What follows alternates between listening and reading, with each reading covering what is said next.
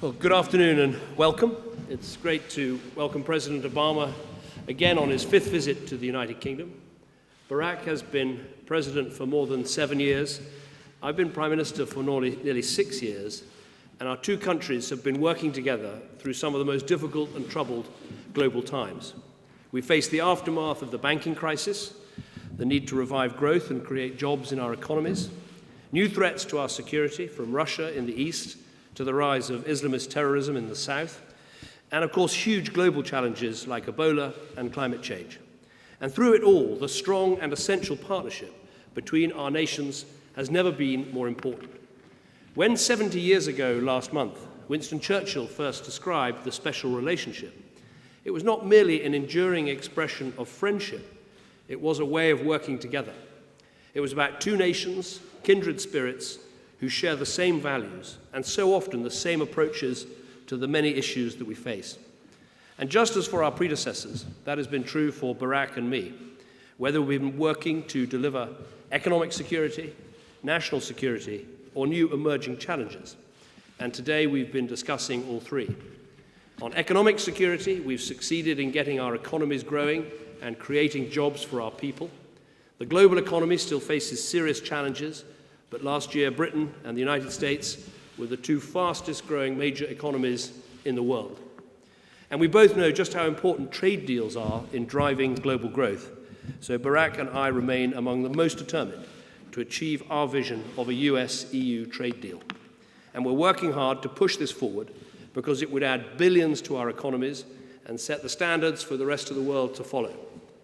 On national security, together with our partners in the EU, we've used our economic muscle to avoid the calamity of an Iranian nuclear weapon. We've delivered sanctions against Russia in response to its aggression against Ukraine. We've secured the first ever global and legally binding deal on climate change, being formally signed today by over 150 governments at the United Nations. And we've transformed the way that we use our aid, our diplomacy, and our military together to make progress on some of the most difficult issues of our time. For example, in East Africa, we've helped to turn around the prospects for Somalia. For instance, thanks to an EU operation led by Britain, supported by America, its waters are no longer a safe haven for pirates. And in West Africa, British leadership in Europe secured €1 billion to support our efforts in helping the people of the region to defeat the outbreak of Ebola, with Britain taking the lead in Sierra Leone, the United States, in Liberia, France, and Guinea. But just as we've made important progress in all these areas, so there are many more that need a lot more work. There's no doubt that the situation in Libya is immensely challenging, but we now finally have a government of national accord with whom we can work. While in Syria and Iraq, we are continuing coalition efforts to defeat and degrade Daesh.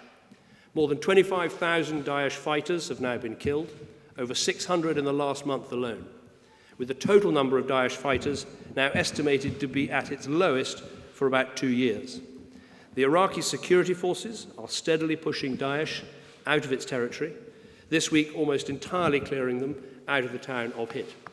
And in Syria, our partners have liberated the large Kurdish areas in the northeast and cut off the main route between Raqqa and Mosul. We also discussed efforts to deal with the migration crisis. This doesn't directly affect the United States, and in the UK, we've maintained our borders and we will continue to do so. But we both know the challenge this poses to our friends and our allies and to the continent of Europe. This is the sort of challenge that can only be tackled effectively through international cooperation. NATO is helping to reduce the number of migrants in the eastern Mediterranean, and Barack and I have discussed how NATO might now contribute to the EU's efforts in the central Mediterranean too. We also need to do more to break the business model of the people smugglers. So together with our EU partners and the Libyan government, we'll look at whether there's more we can do to strengthen the Libyan Coast Guard. Barack and I will be discussing this further when we meet with the leaders of France, Germany, and Italy in Hanover on Monday. And this will be another opportunity to show that how working together collectively we can better protect ourselves from the threats that we face. We also covered a number of new and emerging challenges, where it will be more important than ever that we work together with our international partners to identify problems and deal with them rapidly. Just as we've done with Ebola, we now need the same international cooperation on dealing with the Zika virus, on the challenge of antimicrobial resistance, on cybersecurity, and on tackling corruption. Britain is holding a big anti-corruption summit here in London next month, which Secretary Kerry will attend. And Barack and I have talked today about some of the things we want it to achieve. One of the biggest problems is that if you're a country that wants to take action against corruption, you have to go all around the globe to lobby for help. So we'd like to see an international anti-corruption coordination centre to help law enforcement agencies and investigators work together right across different jurisdictions. And if we get international agreement on this next month, both Britain and America will help contribute to set it up. All this work we have done together, and at the same time, I think we got to know each other very well. I'm honoured to have Barack as a friend. He's taught me the rules of basketball. He's beaten me at table tennis. I remember very fondly the barbecue we had in number 10 Downing Street, serving servicemen and women who serve our countries and serve our countries together here in the United Kingdom. I've always found Barack someone who gives sage advice. He's a man with a very good heart, and he's been a very good friend and always will be a good friend, I know, to the United Kingdom. Let me finish by saying this. In all the areas we've discussed today, our collective power and reach is amplified by Britain's membership of the European Union. Let me be clear, when it comes to the special relationship between our two countries, there's no greater enthusiast than me. I'm very proud to have had the opportunity to be Prime Minister and to stand outside the White House, listening to this man, my friend Barack, say that the special relationship between our countries has never been stronger. But I've never felt constrained in any way in strengthening this relationship by the fact that we're in the European Union. In fact, quite the reverse. We deliver for our people through all the international groups that we're part of. We enhance our security through the membership of NATO. We further our prosperity through the G7 and the G20. And like those organizations, Britain's membership of the EU gives us a powerful tool to deliver on the prosperity and security that our people need, and to stand up for the values that our countries share. And now, I think, is a time to stay true to those values and to stick together with our friends and allies in Europe and around the world. Thank you very much. Barack. Thank you, David. And as always, it is wonderful to be here in London and to meet with my good friend David Cameron. I confess I've also come back to wish Her Majesty the Queen a very happy 90th birthday. Earlier today, Michelle and I had the honor to join Her Majesty and His Royal Highness, the Duke of Edinburgh, as their guests at Windsor Castle, where we conveyed the good wishes of the American people. I have to say I have never been driven by a Duke of Edinburgh before, and I can report that it was very smooth riding. As for Her Majesty, the Queen's been a source of inspiration for me, like so many people around the world. She is truly one of my favorite people, and should we be fortunate enough to reach 90, may we be as vibrant as she is. She's an astonishing person and a real jewel to the world and not just to the United Kingdom. The alliance between the United States and the United Kingdom is one of the oldest and one of the strongest that the world's ever known. When the U.S. and the U.K. stand together, we make our countries more secure, we make our people more prosperous, and we make the world safer and better. That's one of the reasons why my first overseas visit as president more than 7 years ago was here to London at a time of global crisis. And the one thing I knew, as green as I was as a new president, was that it was absolutely vital that the United States and the United Kingdom, working together in an international forum, tackle the challenges that lie ahead. Our success depended on our ability to coordinate and to be able to leverage our relationship to have an impact on other countries. I met with David on that visit. He wasn't yet Prime Minister. But just as our nations share a special relationship, David and I have shared an extraordinary partnership. He has proven to be a great friend, and is one of my closest and most trusted partners. Over the 6 years or so that our terms have overlapped, we have met or spoken more times than I can count. We've shared our country's beers with each other. He vouches for his, I vouch for mine. Taken in a basketball game in America.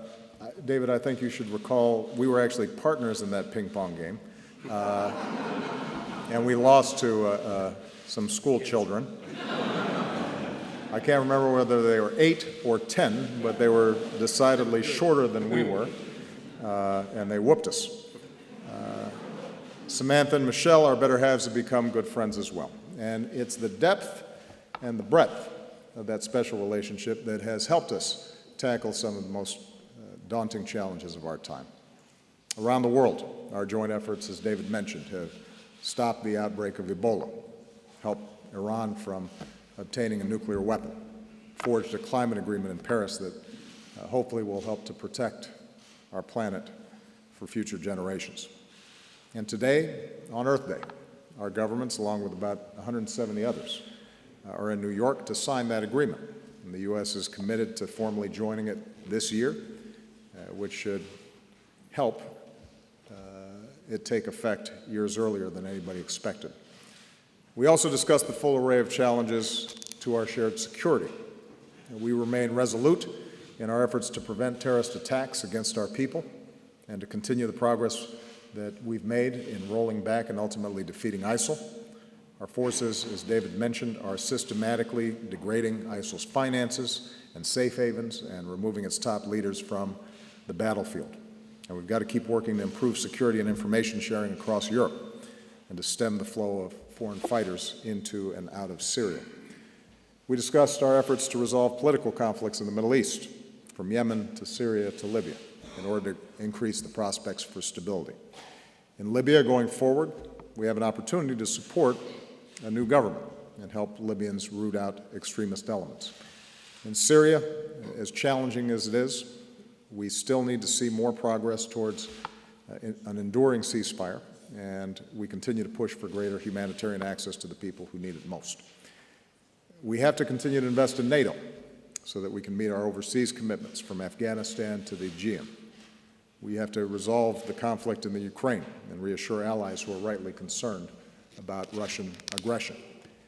All NATO allies should aim for the NATO target of spending 2% of their GDP on defense, something that David has made sure happens here in the UK to meet that standard. We discussed new actions we can take to address the refugee crisis, including with our NATO allies.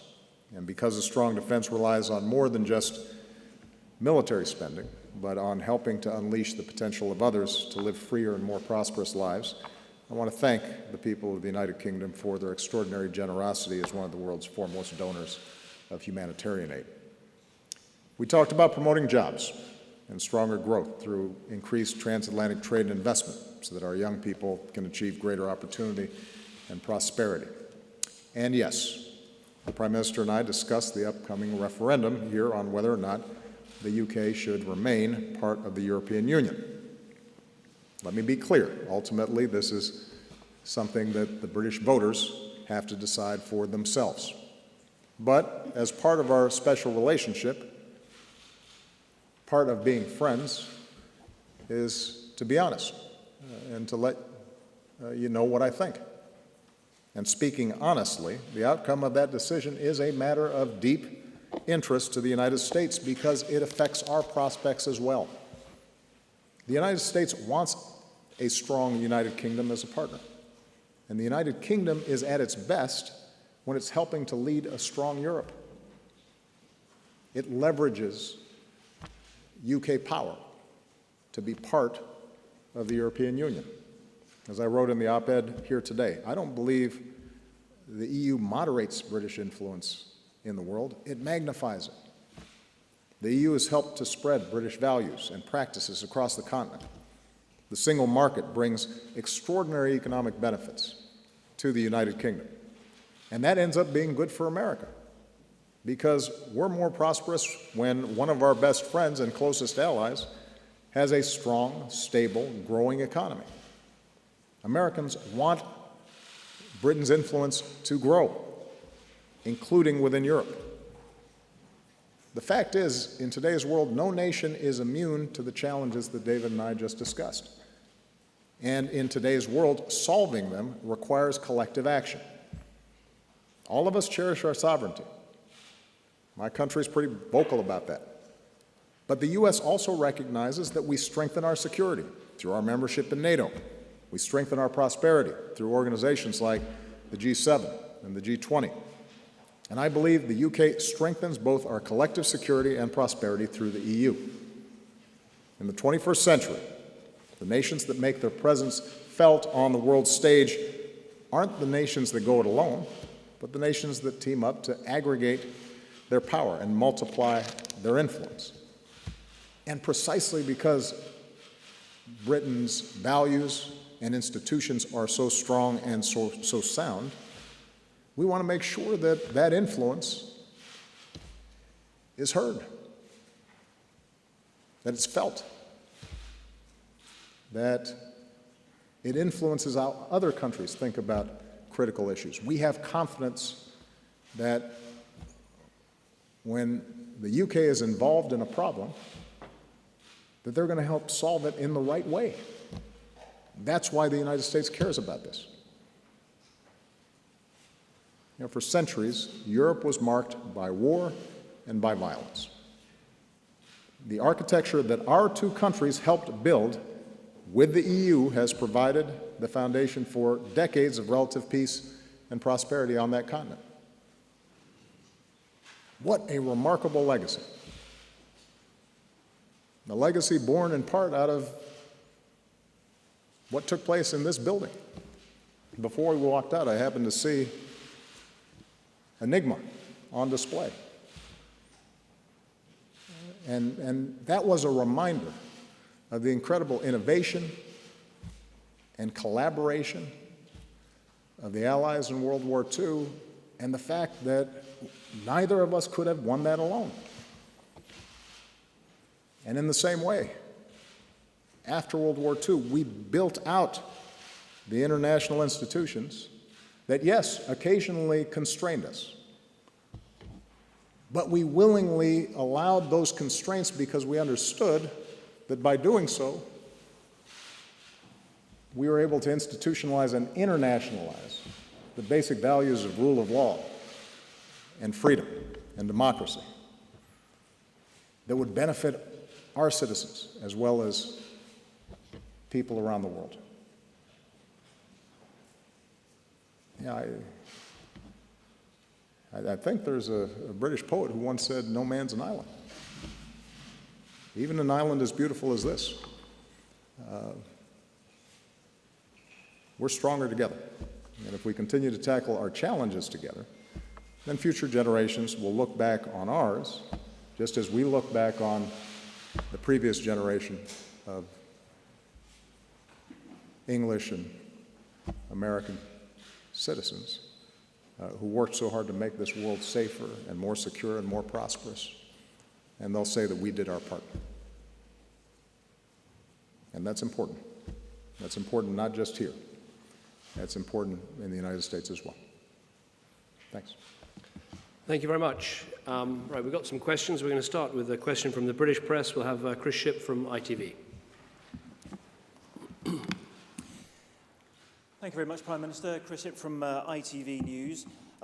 Mr. President, you yourself acknowledge the controversial timing of your comments on the EU referendum and the spirited debate that we're having here.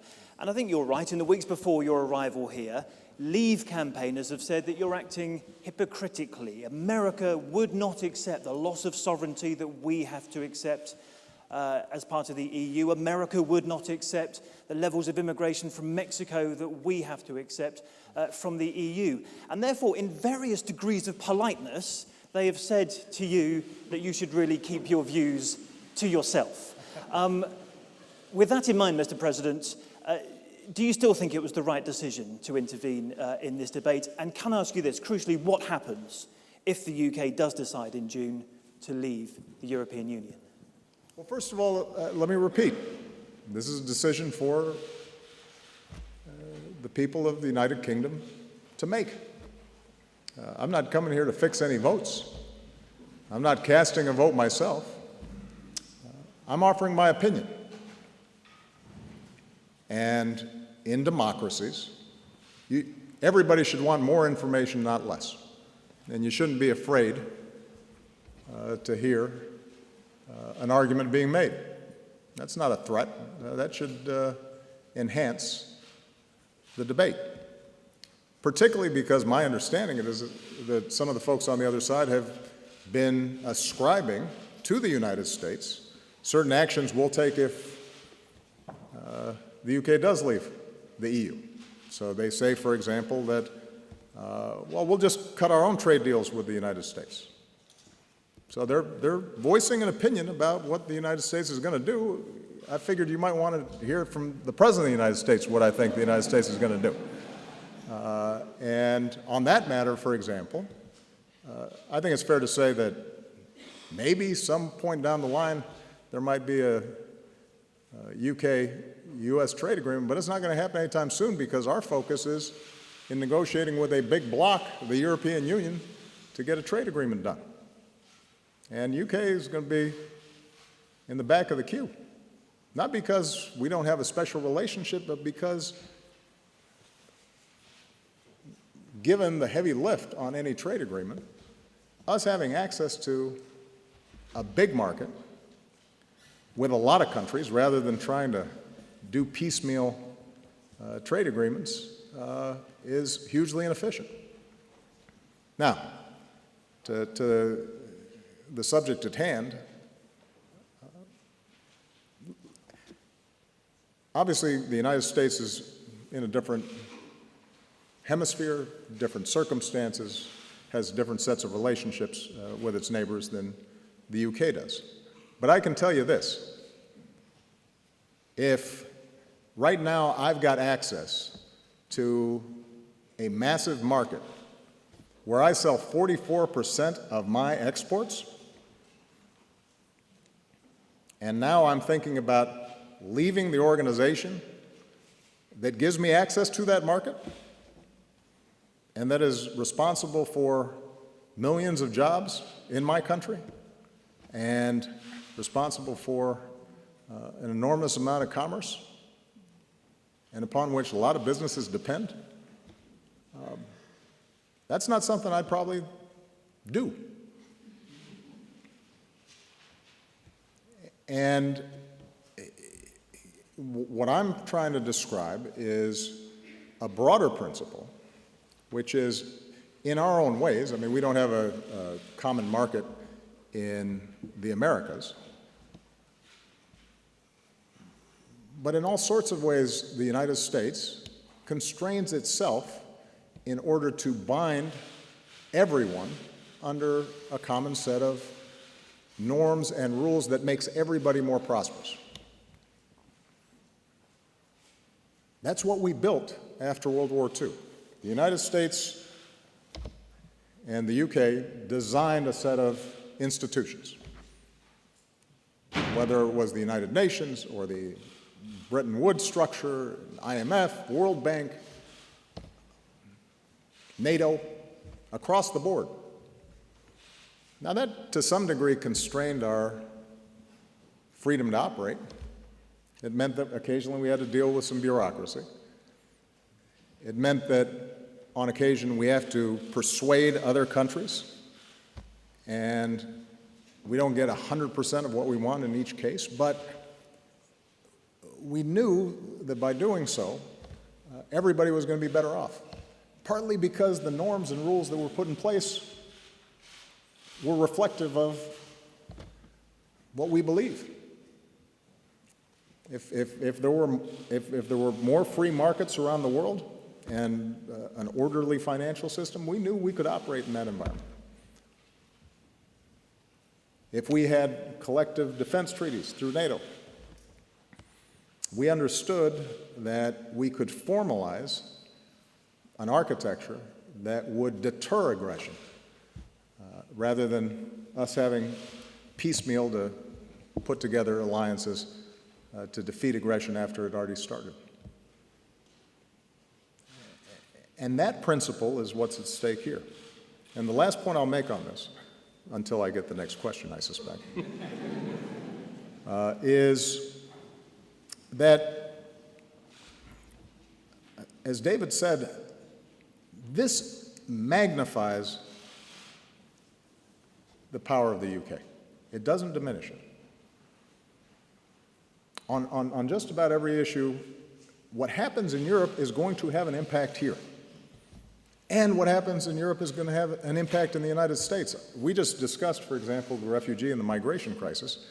And I've told my team, which is sitting right here, so they'll vouch for me, that we consider it a major national security issue that you have uncontrolled migration into Europe. Not because these folks are coming to the United States, but because if it destabilizes Europe, our largest trading bloc, trading partner, that's going to be bad for our economy. If you start seeing divisions in Europe, that weakens NATO. That'll have an impact on our collective security. Now, if in fact I want somebody who's smart and common sense and tough and is thinking as I do in the conversations about how migration is going to be handled, somebody who also has a sense of compassion and recognizes that immigration can enhance, when done properly, the assets of a country and not just diminish them, well, I want David Cameron in the conversation, just as I want him in the conversation when we're having discussions about information sharing and counterterrorism activity.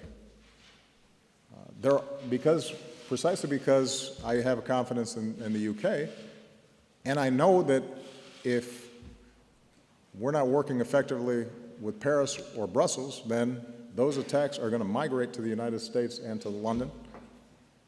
I want one of my strongest partners in that conversation. So it enhances the special relationship. It doesn't diminish it.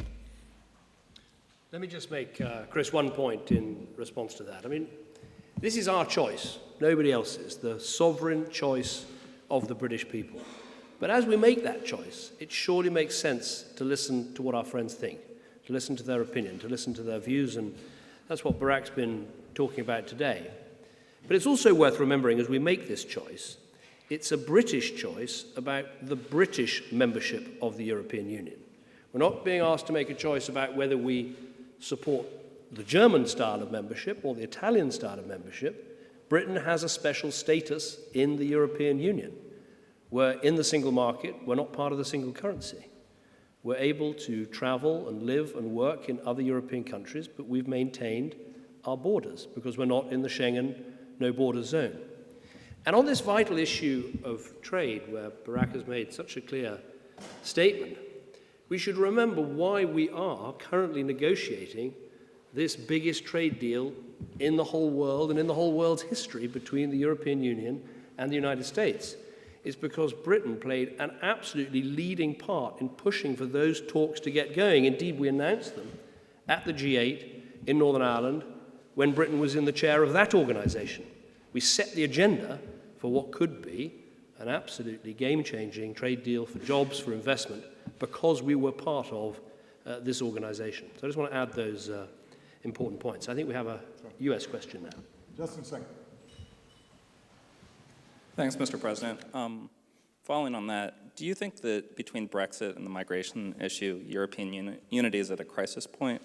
What do you hope leaders gathering in Germany can concretely do about it? And do you expect those nations to militarily support, including the possibility of ground troops, the new government in Libya to keep that situation from further straining Europe? While we're talking about future summits, I'm also wondering if maybe you could talk about whether you plan to go to Hiroshima when you visit Japan. And Oh, come on, man. this one's for Prime Minister Cameron, really and it's short. I promise. Prime Minister Cameron, the president's come here to tell the UK that, as a friend and speaking honestly, that they should stay in the EU. As a friend and speaking honestly, what would you advise American voters to do about Donald Trump? Thanks. I'll let you That take was- the first. that was so I'll let you take the predictable. first 6, and then I'll, Yeah, I'll exactly. pick up that last one. I wouldn't describe European unity as in a crisis, but I would say it is under strain. And some of that just has to do with the aftermath of the financial crisis and the strains that we're all aware of with respect to the Eurozone. I think it is important to emphasize, as David points out, that the UK is not part of the Eurozone, and so the blowback to the British economy has been different than it is on the continent. But we've seen some divisions and difficulties between the southern and the northern parts of Europe. That's created some strains. I think the migration crisis amplifies a debate that's taking place not just in Europe, but in the United States as well. At a time of globalization, at a time when a lot of the challenges that we face are transnational, as opposed to just focused on one country, there is a temptation to want to just pull up the drawbridge, either literally or figuratively. We see that played out in some of the debates that are taking place in the U.S. presidential race. And that debate, I think, is accelerated in Europe. But I'm confident that the ties that bind Europe together are ultimately much stronger than the forces that are trying to pull them apart. Europe has undergone an extraordinary stretch of prosperity, maybe unmatched in the history of the world. If you think about the 20th century and you think about the 21st century, 21st century Europe looks an awful lot better. And I think the majority of Europeans recognize that. They see that unity and peace have delivered sustained economic growth, reduced conflict, reduced violence, enhanced the quality of life of people. And I'm confident that can continue. But I do believe that it's important to watch out for some of these fault lines that are developing. And in that sense, I do think that the Brexit vote, which if I'm a citizen of UK, I'm thinking about it solely in terms of how's this helping me, how's this helping the UK economy, how's it helping create jobs here in the UK.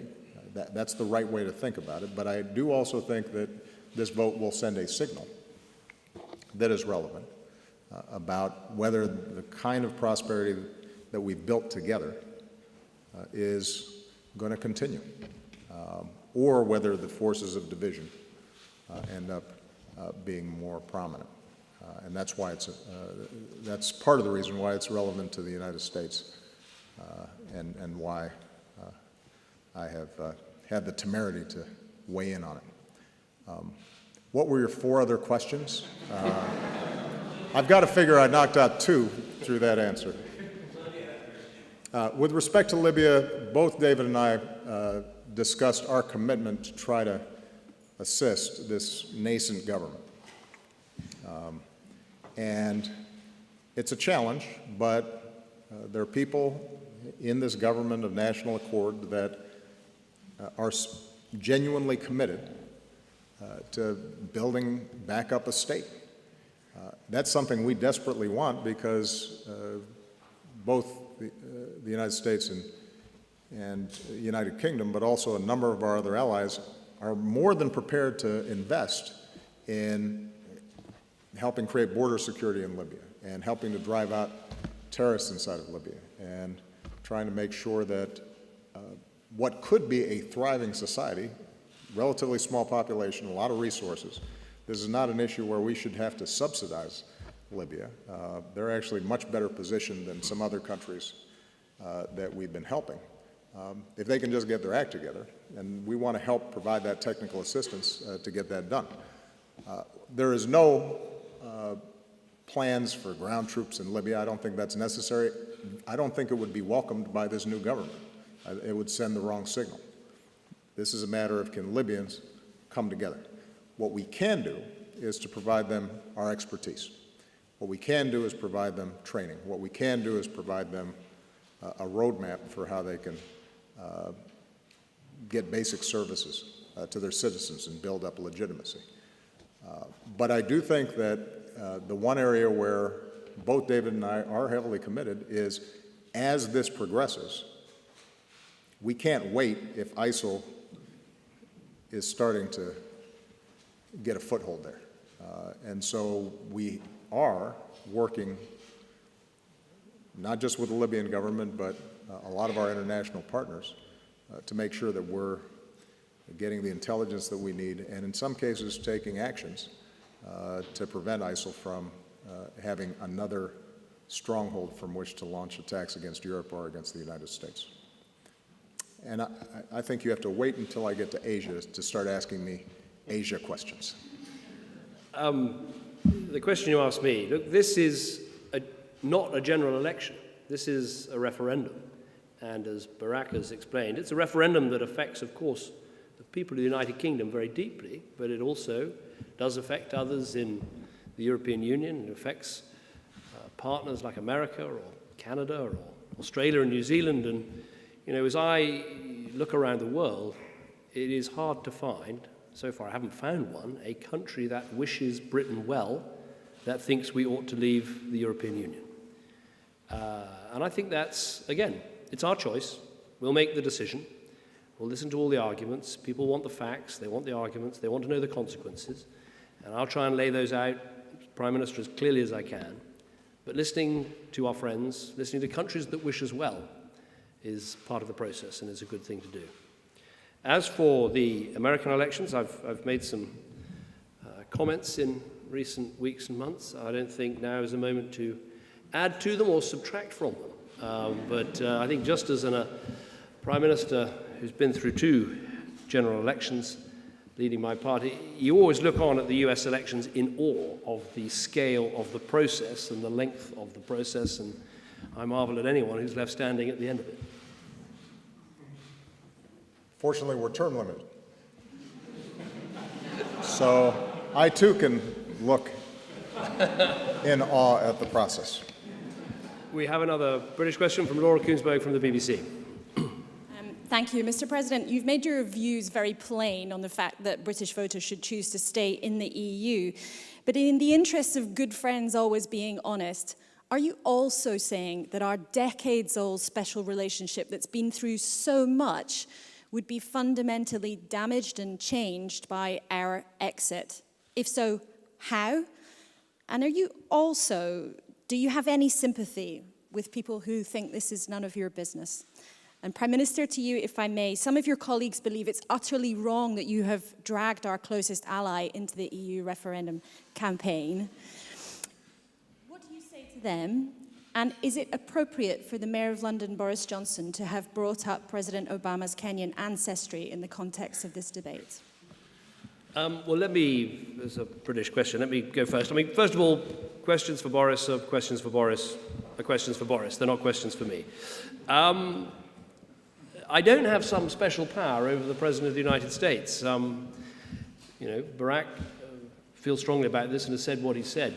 And as I said, it's our decision as a sovereign people, the choice we make about Europe, but I think it's right to listen to and consider the advice of your friends. And, just to amplify one of the points that Barak made, we have a shared interest of making sure Europe takes a robust approach to Russian aggression.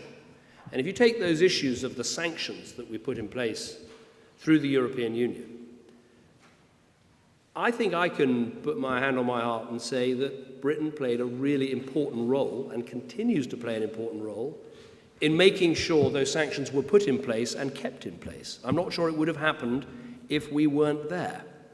Now, if it's in our interests, and it is in our interests for Europe to be strong against aggression, how can it be in our interests not to be at that table and potentially to see those sanctions not take place?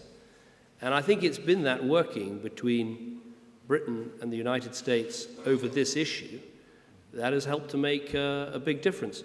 I would just say about the special relationship, to me, and I'm passionate about this, I believe it very, very deeply for all the reasons of the history and the language and the culture, but also about the future of our country. And the truth is this: the stronger Britain is, and the stronger America is, the stronger that relationship will be. And I want Britain to be as strong as possible. And we draw our strength from all sorts of things that we have as a country. The fifth largest economy in the world, amazing armed forces, brilliant security and intelligence forces that we were discussing about how well they work together.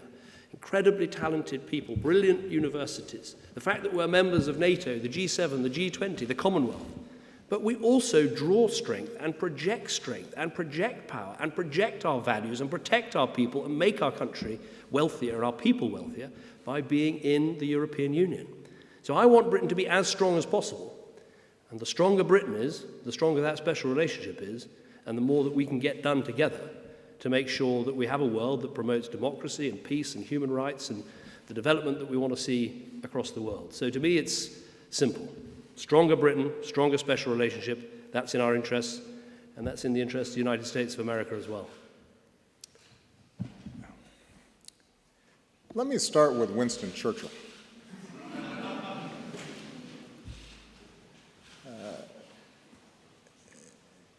You know, I don't know if people are aware of this, but in the residence on the second floor, my office, my private office, is called the Treaty Room. And right outside the door of the Treaty Room, so that I see it every day, including on weekends when I'm going into that office to watch a basketball game. The primary image I see is a bust of Winston Churchill. It's there voluntarily because I can do anything on the second floor. I love Winston Churchill. Love the guy. Now, when I was elected as President of the United States, my predecessor had kept a Churchill bust in the Oval Office. There are only so many tables where you can put busts. Otherwise, it starts looking a little cluttered. And I thought it was appropriate, and I suspect most people here in the United Kingdom might agree, that as the first African-American president, it might be appropriate to have a bust of Dr. Martin Luther King in my office, to remind me of all the hard work of a lot of people who would somehow allow me to have the privilege of holding this office. That's just on Winston Churchill. I think people should know that, know my thinking there. With respect to the special relationship, I have a staff member who will not be named, because it might embarrass her a little bit, who generally on foreign trips does not leave the hotel or the staff room because she's constantly doing work making this happen.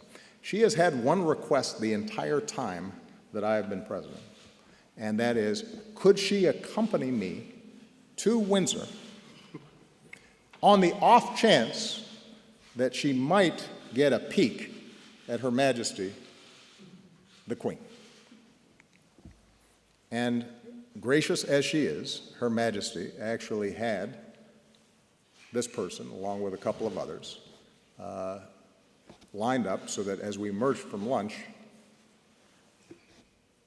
they could say hello.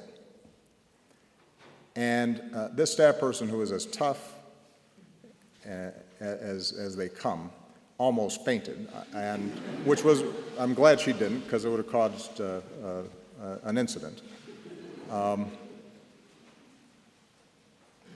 That's the special relationship.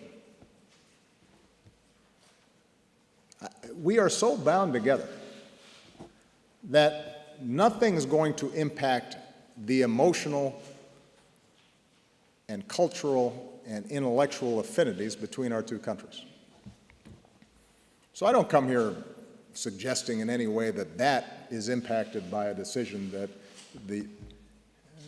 the people of the United Kingdom may make around whether or not they're members of the European Union. That is there. That's solid. And that will continue, hopefully eternally. And the cooperation in all sorts of ways, through NATO, through G7, G20, all those things will continue. But, as David said, if one of our best friends is in an organization that enhances their influence and enhances their power and enhances their economy, then I want them to stay in it. Or at least I want to be able to tell them, you know, I think this makes you guys bigger players. I think this helps your economy. I think this helps to create jobs. And so ultimately it's your decision, but precisely because we're bound at the hip, I want you to know that before you make your decision. Margaret Brennan. Thank you very much, sir. Mr. President, Vladimir Putin hasn't stopped Assad as he led you to believe he would, and the ceasefire in Syria appears to be falling apart. Will you continue to bet on what looks to be a losing strategy? Mr. Prime Minister, the UK today warned its citizens traveling to North Carolina and Mississippi about laws there that affect transgender individuals. As a friend, what do you think of those laws? Mr. President, would you like to weigh in on that? And sir, if you'd indulge us, Prince, well, indulge all of us back in the US, sir. Prince passed away. You were a fan, you had invited him to perform at the White House. Can you tell us what made you a fan? I'm trying to figure out which order to do this. Maybe I'll start with North Carolina and Mississippi. I want everybody here in the United Kingdom to know that the people of North Carolina and Mississippi are wonderful people. They are hospitable people. They are beautiful states. And you are welcome. And you should come and enjoy yourselves. And I think you'll be treated with extraordinary hospitality. I also think that the laws that have been passed there are wrong and should be overturned, and they're in response to politics in part some strong emotions that are generated by people, some of whom are good people, but I just disagree with when it comes to respecting the equal rights of all people, regardless of sexual orientation, whether they're transgender or gay or lesbian. And although I respect their different viewpoints, I think it's very important for us not to send signals that anybody is treated differently. And I think it's fair to say that we're not unique among countries where, particularly under a federal system in which power is dispersed, that there are going to be some localities or local officials that put forward laws that aren't necessarily reflective of a national consensus. But if you guys come to North Carolina or Mississippi, everybody will be treated well. The second question with respect to Syria, I am deeply concerned about the cessation of hostilities fraying and whether it's sustainable. Now, keep in mind that I have always been skeptical about Mr. Putin's actions and motives inside of Syria. He is, along with Iran, the preeminent backer of a murderous regime that I do not believe can regain legitimacy within his country because he's murdered a lot of people. Having said that, What I also believe is that we cannot end the crisis in Syria without political negotiations and without getting all the parties around the table to craft a transition plan. And that by necessity means that there are going to be some people on one side of the table who I deeply disagree with and whose actions I deeply abhor. That's how oftentimes you resolve conflicts like this that are taking an enormous toll on the Syrian people. The cessation of hostilities actually held longer than I expected. And for 7 weeks, we've seen a significant reduction in violence inside that country, and that gave some relief to people. I talked to Putin on Monday precisely to reinforce to him the importance of us trying to maintain this cessation of hostilities, asking him to put more pressure on Assad, indicating to him that we would continue to try to get the moderate opposition to stay at the negotiating table in Geneva. But this has always been hard, and it's going to keep being hard. And what David and I discussed in our meeting was that we will continue to prosecute the war against Daesh, against ISIL. We are going to continue to support those who are prepared to fight ISIL. We're going to continue to target them. We're going to continue to make progress, but we're not going to solve the overall problem unless we can get this political track moving. I assure you that we have looked at all options. None of them are great. And so we are going to play this option out. If, in fact, the cessation falls apart, we'll try to put it back together again, even as we continue to go after ISIL. And it is in my belief, it's my belief that ultimately Russia will recognize that just as this can't be solved by a military victory on this part of those we support, Russia may be able to keep the lid on